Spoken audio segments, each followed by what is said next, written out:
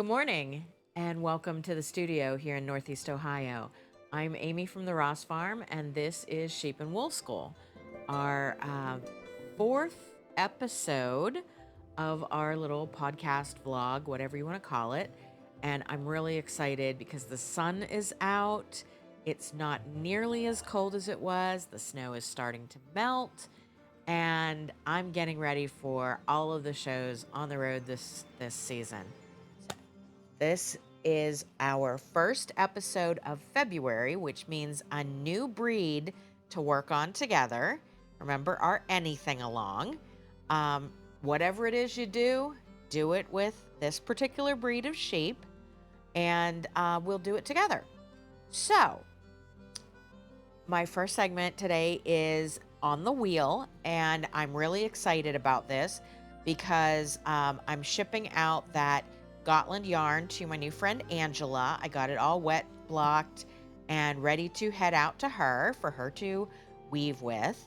And that's very exciting. And my tension knob for the Hanson should be here on Monday so I can get it put back together and up and running because we are hosting a team for Spin Together.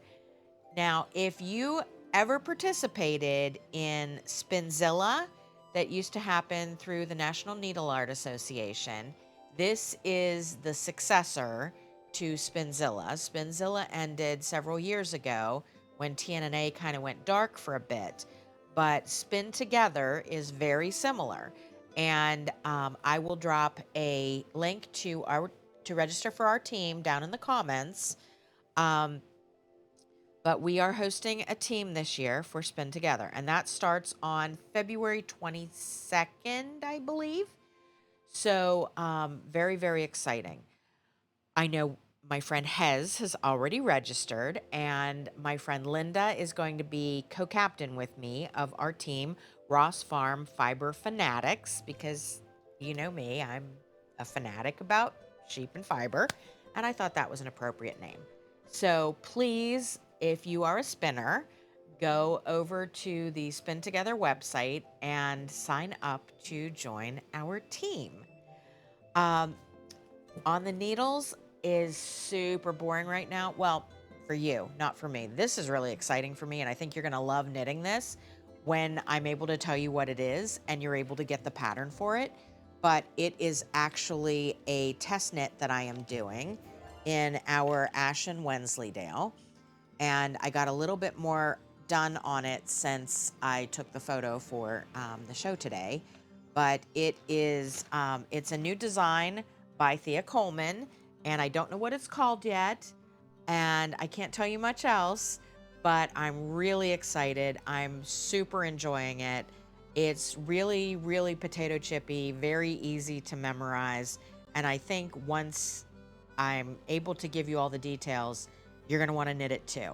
And again, that's knit in our Ashen Wensleydale, which is an Aran weight from James Perry's flock of naturally colored Wensleydales in the UK. So I'm very, very excited about that. I didn't do anything on the Carbeth this week because this one keeps looking at me. I was reorganizing the studio and I came upon this. It is a kit from Oink Pigments from 1,000 years ago, and it's for a wrap called Bias by Helena Bristow. And I just popped this on the table, so there's no photo of it for the vlog today, but you can go over to Ravelry and look at Bias by Helena Bristow. She is the genius behind Oink Pigments, and I will see her down the road this spring, I am sure. So I just plugging along on the test knit and trying really hard not to start this one. It is, I believe it's a linen silk yarn. It feels delicious.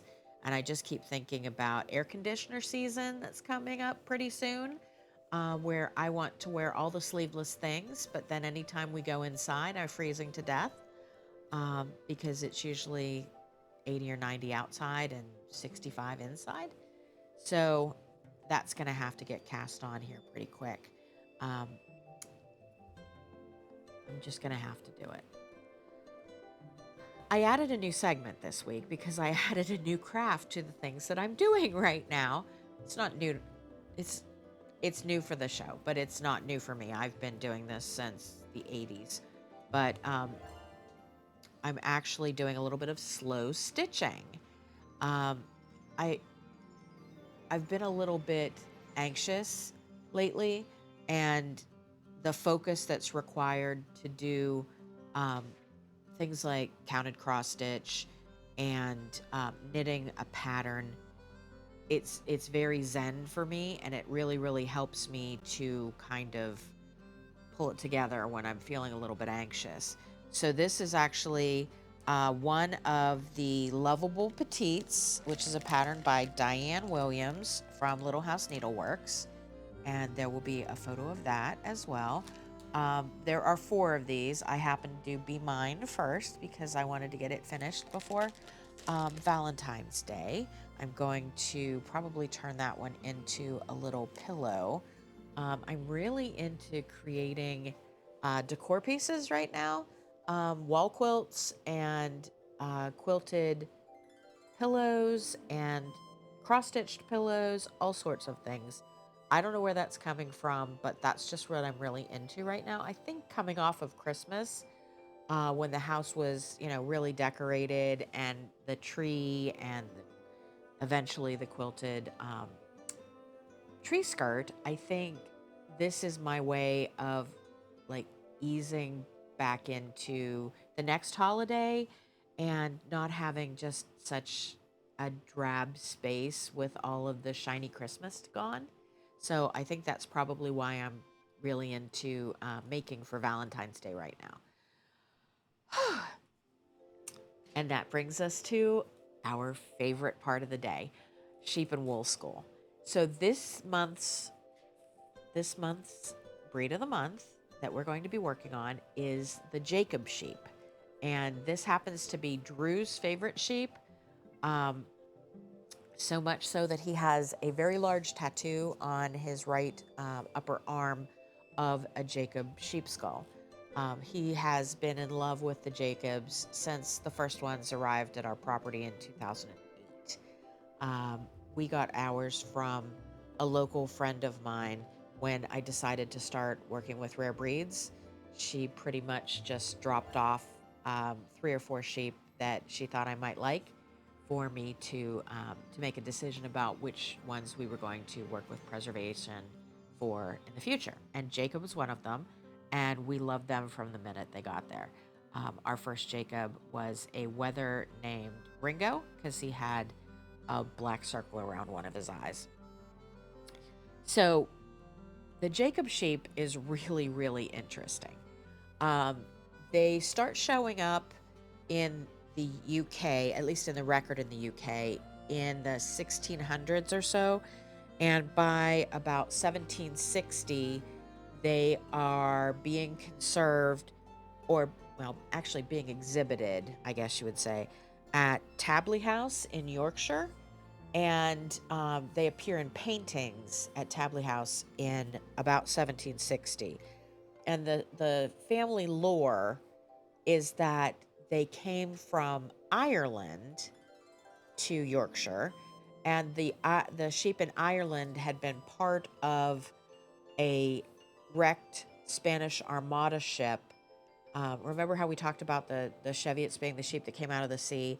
Well, the lore is that the Jacobs were as well, and for a long time they were called the Spanish sheep, um, because this was such a prevalent tale about how they came from Ireland as a Spanish Armada um, rescue, basically.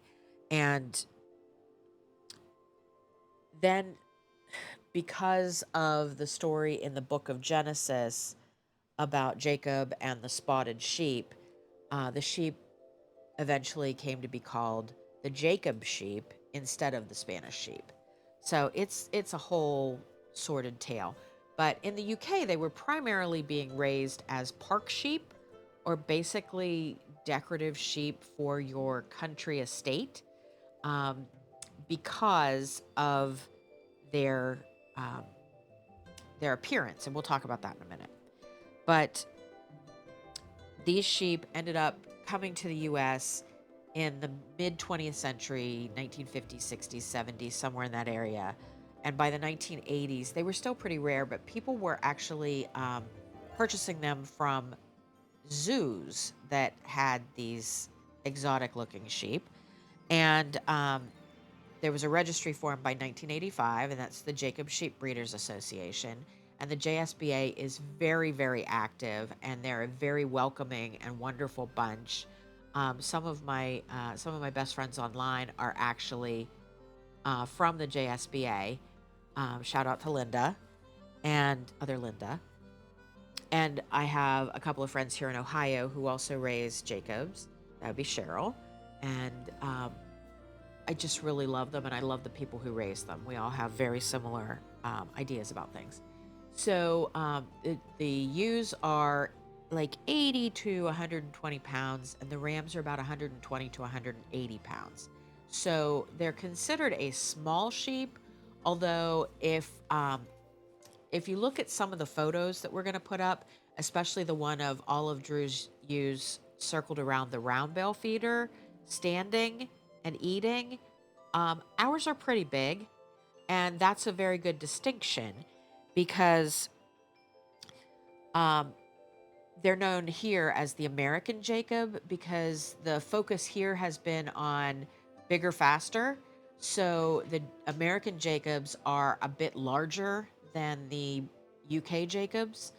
And you'll see that in my photos. A couple of our sheep are quite large, but his flock of ewes around the round bale feeder is one of my favorite photos. And that was taken by our shearer when she was farm sitting for us while he was out of town. She just happened to walk in and they were all standing up like that. So they have a 4 to 6 inch staple length, and they're considered medium. But for those of us who focus on the fleeces, they can go a little bit on the finer end of medium, and they're really pretty soft and lovely. I'm a big fan of the Jacob wool, as much as I am a fan of the sheep. And I have to share with you that a woman by the name of Alicia Gutwin did a genetic survey of the sheep and found that they likely weren't British, Irish, or Spanish, or Israeli, that they were more likely African or Southwest Asian, and that they have just traveled through all of these places over the millennia, really. So my favorite quote when I was doing all my research for the Jacob sheep, and I'm going to read it to you so I get it right. The Jacob sheep are related to Jacob from the Bible, about the same as American Indians are related to India. So I thought that was really interesting. And it really kind of drives the point home that just because they're spotted sheep doesn't necessarily mean that they are the ones mentioned in the Bible. So the cool thing about Jacob sheep is that they are polycerate, which means they have multiple horns. Most primarily have 4 horns. That's what, especially in the UK, that's what is desirable for them. And here in the US, 4 horns are quite desirable as well. Drew and I have always focused more on the 2 horns because the more horns you have, the less stable they are from bumps and scrapes. So if you've ever had to deal with a 4 or 6 horned sheep, knocking one off while, bumping into other sheep or scratching her head on concrete blocks or whatever it is that she's doing, just, knocking her head against somebody else because she doesn't agree with them today. Anyways, if you've ever had one of those horns knocked off, it's pretty awful. It's a head wound like anything else, and there's just blood everywhere. So we've always focused on the 2 horn because we don't like that part. Although this past year, he actually bred, I think probably bred his first 6-horned ewe, which is pretty exciting. Now, the fun thing about their fleece is their fleece comes in 2 different colorways, and we'll get into that much more in our next episode. But just to mention, they come in 2 colorways, black and white, spotted, and a colorway called lilac, which is more of a kind of an oatmeal heathery gray, a brownish gray and white spotted. And there will be some photos of the lilac colorway as we move through studying the breed this month. Now, I did pull some of our yarns so you can see what the sheep look like when you shear them and mix all of the spots together and turn them into yarn. So in our yarn line, which of course is available on our website at therossfarm.com, but our yarns right now are Chief, which is a bulky, and oh, that's the wrong one. I grabbed the wrong one. We have Alice, which is a fingering weight, and then we have Darwin, which is a worsted, and a second bulky called Willow. And this one we actually split the fleeces into the white portions and the black portions, spun them separately, and then plied them together to make this barber pole, which I think is the most fun thing ever. This over here is something that I'm really, really excited about. It literally just came, so it didn't get a photo yet. And it will be going up on the website in the next couple of days. But this is actually our British Jacob wool yarn, which is a fingering weight. It's a 2-ply fingering, and it was produced for me by our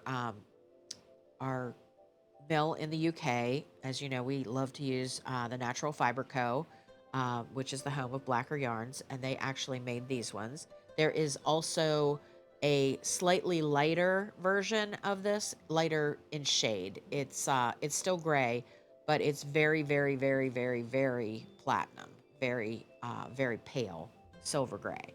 So I think this would be amazing with all of our other ones, and I think you would really enjoy that. So this will be up on the website next, and it's very exciting. So that brings us to one of our final segments, which is sewing stuff. I am working on a top secret present for John for Valentine's Day. He's not listening, so I can tell you about it. It's a really, really cute pattern called Better Together, and it's using a line of fabrics by Nancy Gervais for Riley Blake, and the fabric group is called I Love Us, and it's really cute. You'll get to see it. It's kind of in a stack of parts in the photos for this episode, but by next week I hope to have it all put together, and maybe even I might try to machine quilt it myself. I'm getting a little bit better at that and a little more confident, so I think I might give that a shot. I've also been working on a lot of binding of quilts that I already have done. So these were my practice pieces for machine quilting, and I got them bound this week too. So this is just a cute little wall hanging. It'll go on one of my little wall hangers that has the clips at the top, and it is a tiny camper. And I thought this was a fun back for it. But that's one of them. And then the other one is something that will be a door hanger on our front door for Christmas next year. And it says Noel. And I'm in the process now of finishing the binding on it. I thought this was really fun. I just had a little scrap of that left, so I decided to use that. But I thought it was fun. And this is all machine appliqued and then machine quilted. So that's something fun that I got to do on Cafe, my Bernina 475 this week. And this is my little sewing kit for when I'm taking all of my binding with me to work on. I have a little needle book and my little scissors, and I do have a little a thimble that I hardly ever use. Um, so that is traveling with me right now as well. This one is done. The other one is almost done. And last week when it was so cold, it was another in season for the comfort food. And I made some pretty amazing dinners last week, I have to say. I made an orange ginger chicken over rice with broccoli that was really good. I don't often cook Asian because I never feel like I'm good at it, but this turned out really well. So I'm gaining a little bit of confidence in that one too, and that was absolutely delicious. Um, One of the favorite things that I made last week was homemade Salisbury steak.